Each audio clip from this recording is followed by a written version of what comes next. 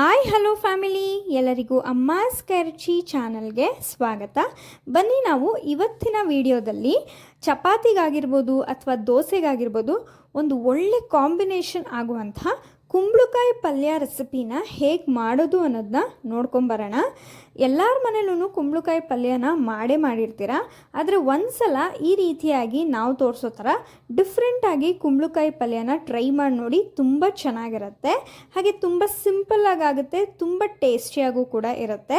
ತರಕಾರಿಗಳನ್ನ ಬಳಸ್ಕೊಂಡು ಈ ರೀತಿ ರುಚಿಯಾಗಿ ಪಲ್ಯಗಳನ್ನ ಮಾಡ್ಕೊಂಡು ಕೊಡೋದ್ರಿಂದ ಮಕ್ಕಳು ಕೂಡ ತುಂಬ ಇಷ್ಟಪಟ್ಟು ತಿಂತಾರೆ. ಹಾಗೆ ತರಕಾರಿಗಳು ತಿನ್ನೋದ್ರಿಂದ ಆರೋಗ್ಯಕ್ಕೂ ಕೂಡ ತುಂಬ ಒಳ್ಳೆಯದು. ಹಾಗಾದರೆ ಬನ್ನಿ ಇದನ್ನು ಮಾಡೋದಕ್ಕೆ ಏನೆಲ್ಲ ಬೇಕು ನೋಡ್ಕೊಂಬರೋಣ. ನೋಡಿ, ಇಲ್ಲಿ ನಾವು ಸ್ವೀಟ್ ಕುಂಬಳಕಾಯಿನ ತೊಗೊಂಡಿದ್ದೀವಿ. ಒಂದರಲ್ಲಿ ಅರ್ಧ ಭಾಗದಷ್ಟು ಕುಂಬಳಕಾಯಿನ ಈ ರೀತಿಯಾಗಿ ಚಿಕ್ಕದಾಗೆ ಕಟ್ ಮಾಡಿ ಇಟ್ಕೊಂಡಿದ್ದೀವಿ. ಹಾಗೆ ಒಂದು 2 ಈರುಳ್ಳಿನ ದಪ್ಪಕ್ಕೆ ಕಟ್ ಮಾಡಿ ಇಟ್ಕೊಂಡಿದ್ದೀವಿ, ಅಥವಾ ಉದ್ದಕ್ಕೂ ಕಟ್ ಮಾಡ್ಕೋಬೋದು. ಹಾಗೆ ತೆಂಗಿನಕಾಯಿ ತುರಿನ ಒಂದು 1/4 ಬಟ್ಲಷ್ಟು ತೊಗೊಂಡಿದ್ದೀವಿ. ಸ್ವಲ್ಪ ಸಾಸಿವೆ ಮತ್ತು ಸ್ವಲ್ಪ ಜೀರಿಗೆ, ಒಂದು ಅರ್ಧ ಟೇಬಲ್ ಸ್ಪೂನಷ್ಟು ಕಡಲೆಬೇಳೆ, ಸ್ವಲ್ಪ ಕರ್ಬೇವಿನ ಸೊಪ್ಪನ್ನು ತೊಗೊಂಡಿದ್ದೀವಿ. ಹಾಗೆ ಬೆಳ್ಳುಳ್ಳಿನ ಚಿಕ್ಕದಾಗೆ ಕಟ್ ಮಾಡಿ ಇಟ್ಕೊಂಡಿದ್ದೀವಿ. ಒಂದು 1/4 ಟೇಬಲ್ ಸ್ಪೂನಷ್ಟು ಅರಿಶಿನ, ಕೊತ್ತಂಬರಿ ಸೊಪ್ಪು ಸ್ವಲ್ಪ, ಒಂದು 1/4 ಬಟ್ಲಷ್ಟು ಚಿಕ್ಕದಾಗೆ ಕಟ್ ಮಾಡಿ ಇಟ್ಕೊಂಡಿದ್ದೀವಿ. ರುಚಿಗೆ ತಕ್ಕಷ್ಟು ಉಪ್ಪು, ಮತ್ತು ಇಲ್ಲಿ ನಾವು ಒಂದು ಅರ್ಧ ಟೇಬಲ್ ಸ್ಪೂನಷ್ಟು ಹಿಂಗನ್ನು ಬಳಸ್ಕೊತಾ ಇದ್ದೀವಿ. ಹಾಗೆ ಸ್ವಲ್ಪ ಎಣ್ಣೆನ ಬಳಸಿದ್ದೀವಿ. ಈಗ ಹೇಗೆ ಮಾಡೋದು ಅನ್ನೋದನ್ನ ನೋಡ್ಕೊಂಬರೋಣ. ಮೊದಲಿಗೆ ನಾವಿಲ್ಲಿ ಒಂದು ಪಾತ್ರೆಗೆ ಒಂದು 4ರಿಂದ 5 ಟೇಬಲ್ ಸ್ಪೂನಷ್ಟು ಎಣ್ಣೆನ ಹಾಕೋತಾ ಇದ್ದೀವಿ. ಎಣ್ಣೆ ಸ್ವಲ್ಪ ಬಿಸಿ ಆದಮೇಲೆ ಇಲ್ಲಿ ಒಂದು ಅರ್ಧ ಟೇಬಲ್ ಸ್ಪೂನಷ್ಟು ಸಾಸಿವೆ, ಹಾಗೆ ಒಂದು 1/4 ಟೇಬಲ್ ಸ್ಪೂನಷ್ಟು ಜೀರಿಗೆನ ಹಾಕೋತಾ ಇದ್ದೀವಿ.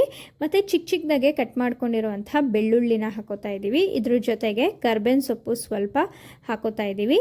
ಒಂದು ಅರ್ಧ ಟೇಬಲ್ ಸ್ಪೂನಷ್ಟು ಕಡಲೆಬೇಳೆ ಹಾಕ್ಕೊಂಡು ಇದನ್ನು ಚೆನ್ನಾಗಿ ಫ್ರೈ ಮಾಡ್ಕೋಬೇಕು. ಬೆಳ್ಳುಳ್ಳಿ ಹಾಕೊಳ್ಳೋದ್ರಿಂದ ಅದ್ರ ರುಚಿ ತುಂಬ ಚೆನ್ನಾಗಿರುತ್ತೆ. ಹಾಗೆ ಈಗ ದಪ್ಪಕ್ಕೆ ಕಟ್ ಮಾಡ್ಕೊಂಡು ಇಟ್ಕೊಂಡಿರುವಂತಹ ಈರುಳ್ಳಿನ ಒಂದು 2 ಹಾಕೋತಾ ಇದ್ದೀವಿ. ಇಲ್ಲಿ ಈರುಳ್ಳಿನ ನೀವು ಉದ್ದುದ್ದಕ್ಕೂ ಕಟ್ ಮಾಡ್ಕೋಬೋದು. ನಾವಿಲ್ಲಿ ಸ್ವಲ್ಪ ಮೀಡಿಯಮಾಗಿ ದಪ್ಪಕ್ಕೆ ಕಟ್ ಮಾಡ್ಕೊಂಡಿದ್ದೀವಿ. ಇದನ್ನು ಕೂಡ ಚೆನ್ನಾಗಿ ಎಣ್ಣೆಯಲ್ಲಿ ಫ್ರೈ ಮಾಡಬೇಕು. ಹಾಗೆ ಇದ್ರ ಜೊತೆಗೆ ಒಂದು ಅರ್ಧ ಟೇಬಲ್ ಸ್ಪೂನಷ್ಟು ಹಿಂಗನ್ನು ಹಾಕೋತಾ ಇದ್ದೀವಿ. ಹಿಂಗು ಬಂದು ನಿಮ್ಮ ಹತ್ರ ಇದ್ದರೆ ಹಾಕೋಬೋದು, ಅದು ಬಂದು ಆಪ್ಷನಲ್, ಬಟ್ ಹಾಕಿದ್ರೆ ಘಮನೂ ಕೂಡ ತುಂಬ ಚೆನ್ನಾಗಿರುತ್ತೆ. ಹಾಗೆ ಜೀರ್ಣಶಕ್ತಿಗೂ ಕೂಡ ತುಂಬ ಸಹಾಯ ಮಾಡುತ್ತೆ. ನೋಡಿ, ಈರುಳ್ಳಿ ಸ್ವಲ್ಪ ಚೆನ್ನಾಗಿ ಫ್ರೈ ಆದಮೇಲೆ ಇಲ್ಲಿ ನಾವು ಒಣಮೆಣಸಿನ್ಕಾಯಿನ ಹಾಕೋತಾ ಇದ್ದೀವಿ. ಆಗಲೇ ಇಂಗ್ರೀಡಿಯೆಂಟ್ಸ್ನಲ್ಲಿ ತೋರಿಸೋದು ಮರ್ತೋಯ್ತು, ದಯವಿಟ್ಟು ಕ್ಷಮಿಸಿ.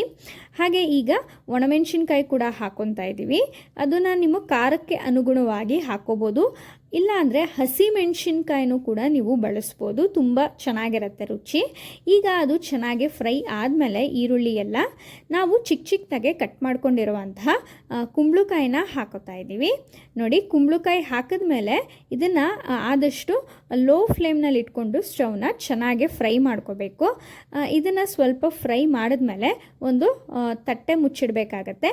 ತಟ್ಟೆ ಮುಚ್ಚಿದ ಮೇಲೆ ಒಂದು 2-3 ಸಲ ತಟ್ಟೆ ತೆಗೆದು ಮಿಕ್ಸ್ ಮಾಡ್ತಾ ಇರಬೇಕು, ಇಲ್ಲಾಂದರೆ ತಳ ಸೀದೋಗ್ಬಿಡುತ್ತೆ. ಒಂದು 2-3 ಸಲ ನೀವು ತಟ್ಟೆ ತೆಗೆದು ಮಿಕ್ಸ್ ಮಾಡಿಬಿಟ್ಟು ಮತ್ತೆ ತಟ್ಟೆ ಮುಚ್ಚಬೇಕಾಗತ್ತೆ. ಒಂದು 2 ನಿಮಿಷಕ್ಕೊಂದು ಸಲ ಈ ರೀತಿಯಾಗೆ ಮಾಡ್ಕೊಳ್ಳಿ. ನಾವು ಹಾಕಿರೋವಂಥ ಕುಂಬಳಕಾಯಿ ಚೆನ್ನಾಗಿ ಫ್ರೈ ಆಗಿ ಚೆನ್ನಾಗಿ ಬೇಯಬೇಕು, ಅಲ್ಲಿವರೆಗೂ ಕೂಡ ನಾವು ಚೆನ್ನಾಗಿ ಬೇಯಿಸ್ಕೋಬೇಕಾಗತ್ತೆ. ಈಗ ಒಂದು ಚಿಟಿಕೆಯಷ್ಟು ಅರಿಶಿನ ಹಾಕ್ಕೊಂಡು ರುಚಿಗೆ ತಕ್ಕಷ್ಟು ಉಪ್ಪನ್ನು ಕೂಡ ಹಾಕೋತಾ ಇದ್ದೀವಿ. ಉಪ್ಪು ನಿಮ್ಮ ರುಚಿಗೆ ಅನುಸಾರವಾಗಿ ನೀವು ಹಾಕೋಬೇಕಾಗತ್ತೆ. ಇಲ್ಲಿ ನೀವು ಕುಂಬಳಕಾಯಿನ ಬೇಯಿಸೋಕ್ಕೆ ಏನು ನೀರು ಹಾಕೋ ಅಂಥ ಅವಶ್ಯಕತೆ ಏನಿಲ್ಲ. ಹಾಗೆ ಒಂದು ಸ್ವಲ್ಪ ಹೊತ್ತು ತಟ್ಟೆ ಮುಚ್ಚಿ ತಟ್ಟೆ ತೆಗೆದು ಹಾಗೆ ಮಿಕ್ಸ್ ಮಾಡ್ತಾ ಇದ್ದರೆ ಅದೇ ಹಬೆಗೆ ಚೆನ್ನಾಗಿ ಬೆಂದೋಗುತ್ತೆ.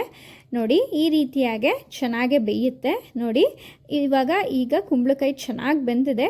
ಕೊನೆಯದಾಗಿ ಇದಕ್ಕೆ ಕೊತ್ತಂಬರಿ ಸೊಪ್ಪನ್ನ ಹಾಕ್ಕೊಂಡು, ಹಾಗೆ ಕೊತ್ತಂಬರಿ ಸೊಪ್ಪು ಜೊತೆಗೆ ತೆಂಗಿನಕಾಯಿ ತುರಿನ ಹಾಕ್ಕೊಂಡು ಚೆನ್ನಾಗೆ ಮಿಕ್ಸ್ ಮಾಡಿಕೊಂಡ್ರೆ ಆಯಿತು. ತೆಂಗಿನಕಾಯಿ ತುರಿನೇ ಒಂದು ಮೇನ್ ಇಂಗ್ರೀಡಿಯೆಂಟ್ ಅಂತ ಹೇಳ್ಬೋದು, ಅಷ್ಟು ಚೆನ್ನಾಗಿರುತ್ತೆ ರುಚಿ ತೆಂಗಿನಕಾಯಿ ತುರಿ ಹಾಕೊಳ್ಳೋದ್ರಿಂದ. ಅದು ಇಷ್ಟ ಇಲ್ಲ ಅನ್ನೋರು ಸ್ಕಿಪ್ ಕೂಡ ಮಾಡ್ಬೋದು, ಏನು ತೊಂದರೆ ಇಲ್ಲ. ನೋಡಿ, ಈ ರೀತಿ ಚೆನ್ನಾಗೆ ಮಿಕ್ಸ್ ಮಾಡಿಕೊಂಡ್ರೆ ಆಯಿತು. ಒಂದು 10ರಿಂದ 15 ನಿಮಿಷದೊಳಗಡೆ ತುಂಬ ಹೆಲ್ದಿಯಾಗಿರುವಂತಹ ರುಚಿಯಾಗಿರುವಂತಹ ಕುಂಬಳಕಾಯಿ ಪಲ್ಯ ರೆಸಿಪಿ ರೆಡಿಯಾಗಿ ಹೋಗುತ್ತೆ. ಇದು ಚಪಾತಿಗಂತೂ ಮಾಡಿಸಿದ ಕಾಂಬಿನೇಷನ್ ಅಂತಲೇ ಹೇಳ್ಬೋದು.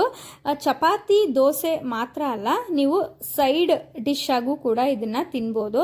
ತುಂಬ ಚೆನ್ನಾಗಿರುತ್ತೆ. ಈ ರೆಸಿಪಿ ತುಂಬ ಸಿಂಪಲಾಗಿ ಮಾಡ್ಕೋಬೋದು. ಬ್ಯಾಚುಲರ್ಸ್ಗೂ ಕೂಡ ತುಂಬ ಯೂಸ್ಫುಲ್ ಆಗಿ ಹೆಲ್ಪ್ಫುಲ್ ಆಗುತ್ತೆ. ಆರಾಮಾಗೆ ಮಾಡ್ಕೋಬೋದು. ಈ ರೆಸಿಪಿ ನಿಮಗೆಲ್ಲ ಇಷ್ಟ ಆಗಿದೆ ಅಂತ ಭಾವಿಸ್ತೀನಿ. ಇಷ್ಟ ಆಗಿದ್ರೆ ಅಮ್ಮಾಸ್ ಕೈರುಚಿ ಚಾನಲ್ನ ಸಬ್ಸ್ಕ್ರೈಬ್ ಮಾಡ್ಕೊಳ್ಳಿ.